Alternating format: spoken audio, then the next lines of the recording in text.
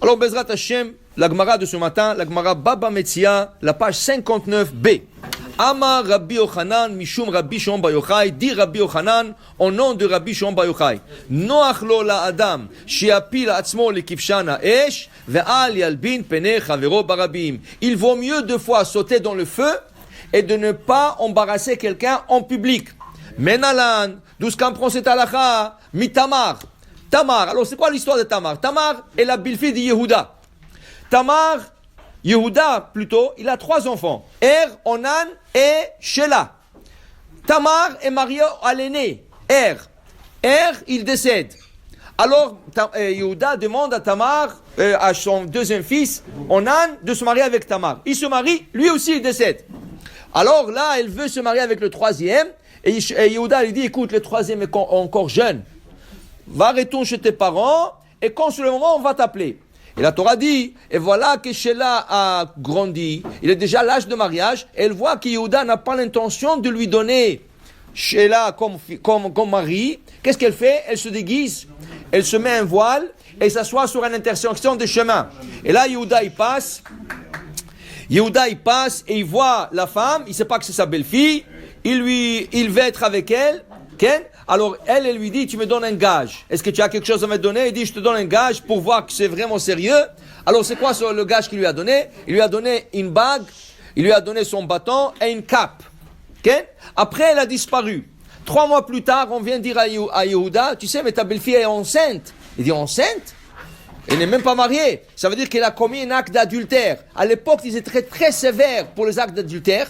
Okay? Alors ce qui est arrivé, tout de suite, Yehuda, il forme un tribunal. Qui fait partie de ce tribunal? Qui sont les Dayanim? Yehuda, son père, Yaakov Avinu, ses frères, Reuven, Shimon, Lévi, Yehuda, tout le monde sont, Am Israël, il y a beaucoup de juifs qui viennent pour voir. Et là, la fille, Tamar, est condamnée à mort.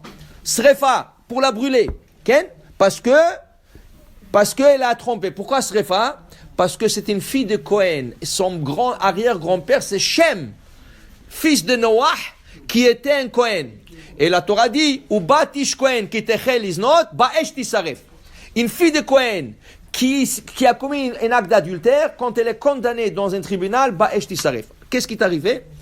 Elle veut pas dévoiler que c'est son beau-père qui est responsable. Elle dit, écoutez, elle a sorti la bague, elle a sorti le bâton et la cape, elle a dit, la ish asher elelo anochi hara.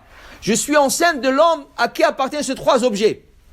Yehuda, il voit les objets, il a reconnu, et tout de suite, devant tout le monde, devant son père, devant ses frères, devant tout le monde, dit, ah, Mechila, mais c'est moi, le père de ces enfants-là.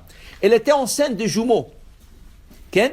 Elle était prête à recevoir sur elle la punition de rentrer dans le feu pour ne pas embarrasser Yehuda, qu'en ce moment-là était devant son père, ses frères, Am Israël, et ne voulait pas lui faire honte. De là, on apprend, des fois, il vaut mieux de sauter dans le feu et de ne pas embarrasser quelqu'un en public. Elle allait l'embarrasser en public, elle a préféré de ne pas le faire et sauter dans le feu. Baruch Hashem, elle a été sauvée grâce que Yehuda était assez fort de dire, Mimeni, Tzadeka, Mimeni.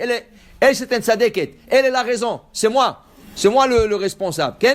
Et là, Akadosh Baruch Hu lui dit à Yehuda, tu sais Yehuda, qu'est-ce que tu viens de faire maintenant? Tu viens d'admettre et ne pas avoir honte. Le peuple d'Israël s'appelait jusqu'à cette époque Béné Israël. Béné Israël. À partir de là, on va s'appeler Yehudim à cause de Yehuda. Pourquoi? Un juif, il est prêt à admettre ses fautes. Si tu n'admets pas tes fautes, ça veut dire qu'il te manque quelque chose. Un juif, de temps en temps, il faut qu'il dise Chatati, Aviti, Pashati. Oui, Yehuda, il a admis. Oui, ça lui a fait honte, une grande honte. Mais il a admis. Ici, la Gemara te dit, alors voilà, qu'est-ce qu'on apprend de ça? De ne pas faire honte à quelqu'un en public. Continue la Gemara. Et la Gemara nous enseigne. Il dit la Gemara, l'otonu ishetamito, faites attention de ne pas abuser de paroles de quelqu'un. De qui on parle? Amarav, leolam yadam zahir beonat ishto. On parle de ta femme. La femme fait attention de ne pas l'abuser de parole. Pourquoi? Il dit, mitor shedim ata metsuya, ona ata kirova.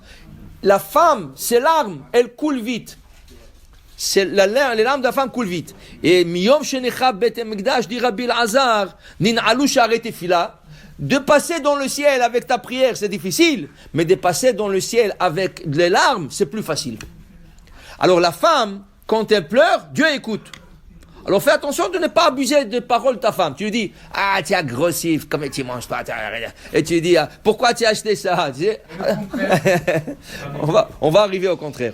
Alors ici, il dit que la leçon aujourd'hui, c'est respecter sa femme. Okay? Après, il dit ici la Gemara, que si une personne, okay, il doit consulter de temps en temps sa femme, bemil et de alma, des choses banales, pas toujours écouter la femme. Si ta femme te dit, hey, il faut qu'on change la maison, quelque chose de plus grand, il faut qu'on change la voiture, il faut qu'on achète ça, il faut qu'on voyage, il dit, oh, madame, attention, prends, réfléchis un peu. Tu n'es pas obligé de l'écouter. Ah, elle va se mettre à pleurer, qu'elle pleure. C'est pas parce que elle pleure chaque fois. Il faut que ça soit des choses valables. Il faut pas l'abuser de paroles. Mais si elle te pleure pour changer la maison, qu'elle pleure. C'est pas la fin du monde. Okay? Mais il te dit ici, bemili de beta. Quand il s'agit de la maison, gérer la maison, écoute ta femme. D'où on apprend ça de Sarah et Abraham.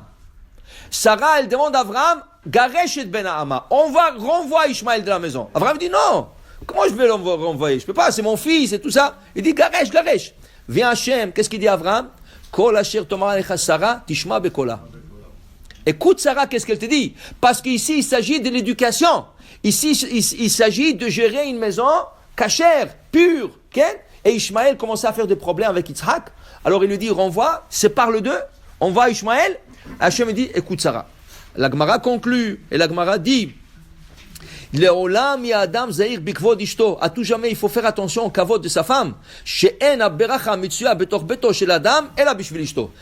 La beracha dans une maison, c'est la femme. Ken?